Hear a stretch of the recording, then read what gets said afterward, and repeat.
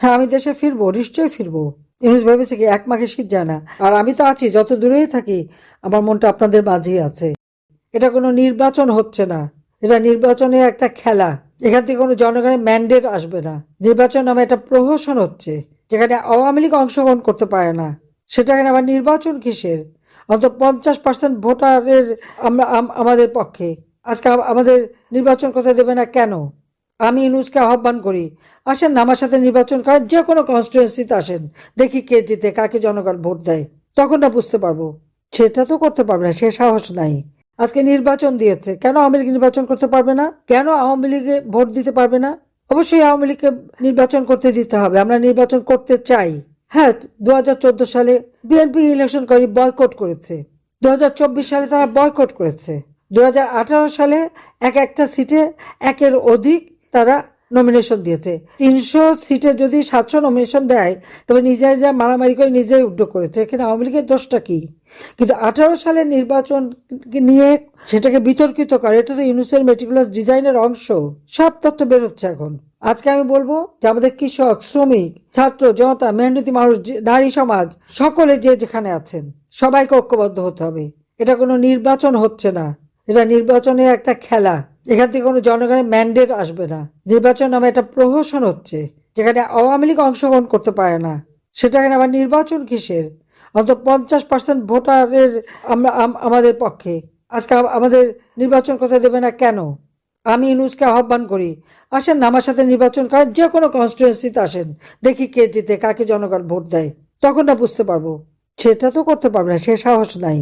কারণ রক্ত চোষা আর কে কেউ ভোট দেবে না জানে তা ভালো করে। গরিবের রক্ত চুষে খেয়েছে তো, আর টাকা পাচার করে বিদেশে সম্পদের পাহাড় করেছে, বাংলাদেশে কোনোদিন 1 টাকাও বিনিয়োগ করেনি, তো তার আবার কে ভোট দেবে? সেই জন্যই তো ভোট চুরি করে ক্ষমতা আসতে চাচ্ছে। এখন ক্ষমতা ডাকাতি করে নিয়েছে, আর ভোট চুরি করে তার অবৈধ ক্ষমতা বৈধ করার প্রচেষ্টা।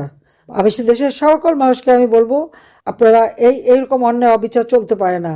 অবশ্যই যারা আপনাদের পরিবারের উপর হামলা করেছে, আপনাদের উপর নির্যাতন করেছে, একদিন তার বিচার হবে। শুধু নাম ঠিকানাগুলি রেখে দেন, সব নাম ঠিকানাগুলি রেখে দেন, ভুলবেন না।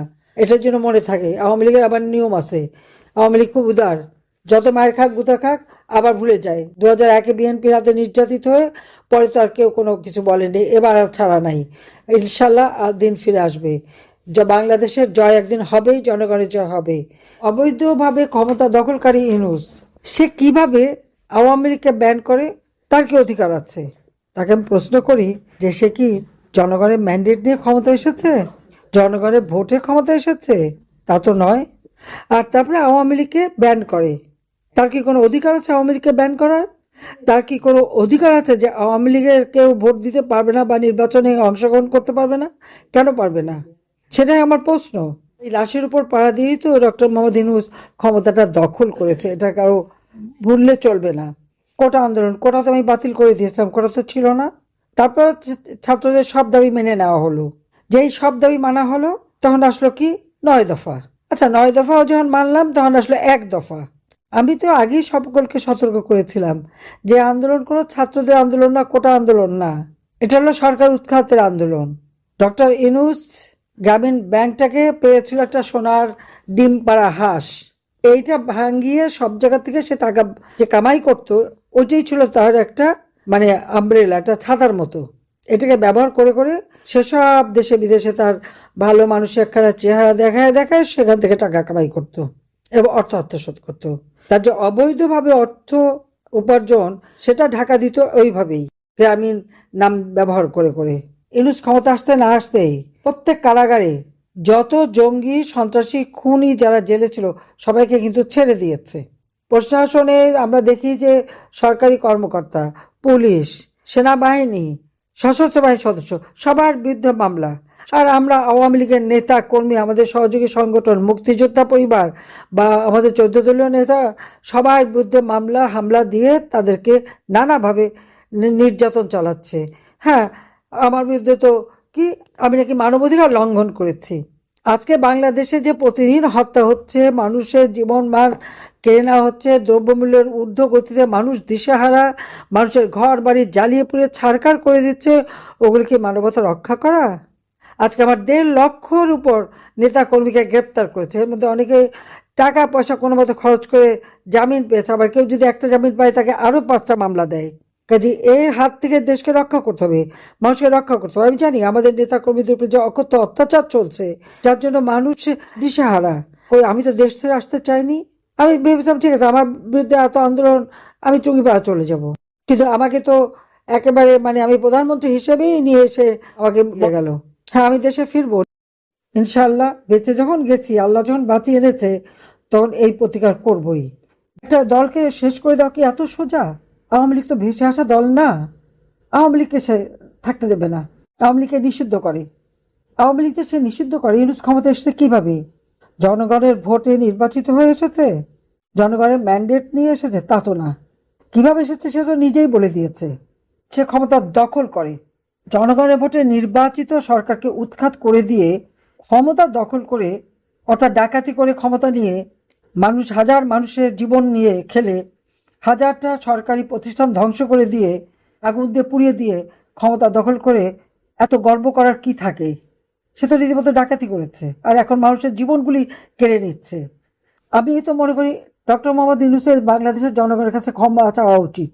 বিদেশি অর্থায়নের ইষ্টপুষ্ট এইভাবে অর্থ ব্যয় করে সে যে এইভাবে মানুষগুলির জীবন কেড়ে নিচ্ছে, একটা দেশকে ধ্বংস করে দিয়েছে। যে দেশটা অর্থনৈতিক উন্নয়নশীল দেশ হিসেবে মর্যাদা পেয়েছে, দক্ষিণ এশিয়ায় শক্তিশালী অর্থনৈতিক দেশ হিসেবে 2য় স্থান অধিকার করেছিল, সেই দেশটাকে ধ্বংস করার কি অধিকার ইউনূসের আছে? ইউনূসের তো বাংলাদেশের জনগণের কাছে ক্ষমা চাওয়া উচিত, নাকে খত দেওয়া উচিত তার। কারণ সে এ পর্যন্ত, অন্তত আমার হিসেবে, আমাদের 4,577টা ইউনিয়ন এবং তারপর ওয়ার্ড 8,000 বেশি, এখানে যদি আমরা হিসাব করি, এমন কোনো ওয়ার্ড নাই, ইউনিয়ন নাই আওয়ামী লীগের নেতাকর্মী, মুক্তিযোদ্ধা তাদের উপর জুলুম অত্যাচার না করেছে। বাড়ি ঘর, ব্যবসা প্রতিষ্ঠান, একেবারে গরুর খামার, মুরগির খামার, হাঁস মুরগির খামার সব ধ্বংস করে দিয়েছে, ইন্ডাস্ট্রি পুড়িয়েছে, কোভিড হাসপাতাল পুড়িয়েছে। কিনা করেছে সে? একটার পর একটা মানুষের উপরে তারা জুলুম করে যাচ্ছে। কাজে এই যে জুলুম তারা করেছে, এবং এই যে আওয়ামী লীগেরই প্রায় 10,000 নেতাকর্মী হয় তাদের আগুন দিয়ে পুড়িয়েছে, হত্যা করেছে, লাশ গুম করে দিয়েছে। আমরা তো তাদের খবরও অনেকে পাই না। লাশ ভেসে ভেসে গেছে নদী দিয়ে, পুকুরের লাশ, জঙ্গলের লাশ, ঘরের লাশ। এই তো বাংলাদেশের অবস্থা। এর জন্য তো ইউনূসকে ক্ষমা চাইতে হবে। ক্ষমা চাইতে হবে এই কারণে যে সে মানুষ হত্যা করে, রাষ্ট্রীয় সম্পদ ধ্বংস করে, অগ্নি সন্ত্রাস করে তারপরে সে ক্ষমতা দখল করেছে। এবং সেটা সে নিজেই বলেছে, তার মেট্রিকুলাস ডিজাইনের মাধ্যমে কাকে দিয়ে, তার মাস্টার মাইন্ডকে পরিচয় করিয়ে দিয়ে জনগণের উপর ভরসা নাই, বিশ্বাস নাই। জনগণের ভোটে নির্বাচিত হয়েছে, ক্ষমতা নেয়নি, অবৈধভাবে ক্ষমতা দখলকারী। কাজে সে যে একটা নির্বাচিত সরকারকে মেট্রিকুলাস ডিজাইন করে উৎখাত করেছে এবং তারপর ক্ষমতা দখল করেছে, অর্থাৎ জনগণের অধিকার কেড়ে নিয়েছে, জনগণের ম্যান্ডেট যাদের আছে তাদেরকে উৎখাত করে নিজে ক্ষমতা দখল করেছে। এই জন্য তো ডক্টর মোহাম্মদ ইউনূসের জনগণের কাছে ক্ষমা চাওয়া উচিত। ক্ষমা চাওয়া উচিত তার আরও বেশি, কারণ সাধারণ মানুষের জীবনে কোনো নিরাপত্তা দিতে পারেনি। প্রতিনিয়ত নারী ধর্ষণ, শিশু ধর্ষণ, মানুষ খুন, যে কোনো ঘরে ঢুকে যে কোনো সময় যে কোনো মানুষের সম্পদ নিতে পারে, লুটপাট সারা দেশে চলছে। সে কি নিয়ন্ত্রণ করতে পেরেছে? পারে নাই। কাজে সেজন্য জনগণের কাছে তার ক্ষমা চাওয়া উচিত। যত জঙ্গি, সন্ত্রাসী, খুনি, তাদেরকে কারাগার থেকে মুক্ত করে দিয়ে এদের দ্বারাই তার ক্ষমতা দখল। কাজে এই যে যারা জঙ্গি, সন্ত্রাসী, তাদেরকে যে ছেড়ে দিল সে, এটার জন্য তো তার ক্ষমা চাওয়া উচিত। আজকে বাংলাদেশের অর্থনীতি সে ধ্বংস করেছে। যে বাংলাদেশ এত উন্নতি করেছিল, আজকে সেখানে মানুষের অবস্থাটা কি?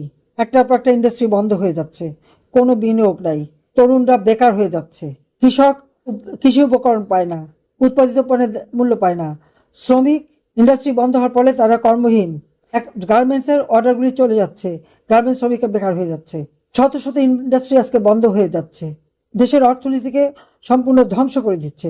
এজন্য ইউনূসের জনগণের কাছে ক্ষমা চাওয়া উচিত। জনগণের কাছে তার ক্ষমা চাইতে হবে, কারণ শ্রমিকের অর্থ আত্মসাৎ করে শ্রমিক আদালতে ইউনূসের সাজা হয়েছিল। ক্ষমতা এসে সেই সাজাও মাপ। জনগণের ট্যাক্স সে ফাঁকি দিয়েছে, এই জন্য তার ক্ষমা চাওয়া উচিত। যে কেন সে ট্যাক্স ফাঁকি দেবে? এই ট্যাক্স তো জনগণের কাজে লাগে। 666 কোটি টাকার ট্যাক্স ফাঁকি দেওয়ার মামলার রায় তো 6 আগস্ট হওয়ার কথা, কিন্তু সেটা সে করতে দিল না। তারা 5 আগস্টের মধ্যেই সে কাছে রেখে ক্ষমতা থেকে সরালো। তারপর সে মামলা খারিজ। শুধু এই মামলা না, গ্রামীণ ব্যাংকের টাকা গ্রামীণ ব্যাংক থেকে সরিয়ে গ্রামীণ কল্যাণ একটা ফান্ড তৈরি করে সেই ফাউন্ডেশনের টাকা রেখে দিয়েছে। সেখান থেকে আবার গ্রামীণ ব্যাংকে 2% সুদে সে ঋণ দিত। এই যে গ্রামীণ ব্যাংকের টাকা সে মেরে দিল, তারপরে গ্রামীণ টেলিকমিউনিকেশনের টাকা যে সে মেরে দিল, সেটাও একটা ট্রাস্ট করে সেখানে সে নিয়েছে এবং 48টা কোম্পানি করেছে তার ব্যবসা। এই 48টা কোম্পানির মধ্যে 20টা কোম্পানিতে বোর্ডের অনুমোদন নিয়ে সে চেয়ারম্যান, সে গ্রামীণ ব্যাংকের এমডি আর সব কোম্পানির চেয়ারম্যান। আর একটা কোম্পানিও লাভজনক না, একটা কোম্পানিও ট্যাক্স দেয় না এবং লেবার ওয়েলফেয়ারের টাকা দেয় না। লেবার ওয়েলফেয়ারের টাকা মেরে তো তার সাজা হলো, আর বাকি 38টা কোম্পানির বিরুদ্ধে কিছু ট্যাক্স ফাঁকি দেওয়ার, মানি লন্ডারিং করার মামলা ছিল। এই সব মামলাগুলি সে ক্ষমতায় এসে প্রত্যাহার করে নিয়েছে। আর এই যে একটার পর একটা মানুষ হত্যা করেছে, সে শিক্ষার পরিবেশটা সম্পূর্ণ ধ্বংস করেছে। আজকে সমস্ত শিক্ষা প্রতিষ্ঠানের অবস্থাটা কি? আওয়ামী লীগ করে অথবা মুক্তিযোদ্ধা পরিবার, তাদের লেখাপড়ার কোনো অধিকার নাই কেন? তারা নাগরিক না? মানুষের নাগরিক অধিকার সে কেড়ে নেয় কিভাবে? এই যে শিক্ষার পরিবেশ সে ধ্বংস করেছে। কোমলমতি শিক্ষার্থী আজকে তাদেরকে দিয়ে শিক্ষকদের অপমান করায়। ওই শিক্ষকদের কাছে ইউনূসকে ক্ষমা চাইতে হবে, শিক্ষকদের কাছে তার ক্ষমা চাইতে হবে। শিক্ষক এবং শিক্ষার্থী যাদের পড়াশোনা করতে দেয় না, এবং আমরা বিনামূল্যে বই দিতাম, সেই বই সময় মতো সে দিচ্ছে না। বইয়ের টাকাগুলি যাচ্ছে কোথায়? ইতিহাস বিকৃত করছে। আজকে ছেলে মেয়েদের বিকৃত ইতিহাস শেখাচ্ছে। একটা কলেজের বা স্কুলের ছাত্রছাত্রী বাসে যাওয়ার সময় কেন জয় বাংলা স্লোগান দিল, সেই জন্য তাদের পড়াশোনার জীবনটা শেষ করে দিল। ইউনূসের তো ওই বাবা মার কাছে, ওই ছেলে মেয়েদের কাছেই ক্ষমা চাইতে হবে যে তাদের শিক্ষা জীবন কেন সে শেষ করলো। আজকে সাধারণ মানুষের জীবনে নিরাপত্তা দিতে পারছে না কেন? ছেলেকে এত দক্ষ, এত কিছু, প্রত্যেকটা মানুষ আজকে ভয় জর্জরিত। মানুষের খাদ্যের অধিকার নাই, নারীর অধিকার কেড়ে নিয়েছে। প্রাইমারি স্কুলে সব থেকে অগ্রাধিকার পেত মেয়েরা চাকরিতে, তাও বন্ধ।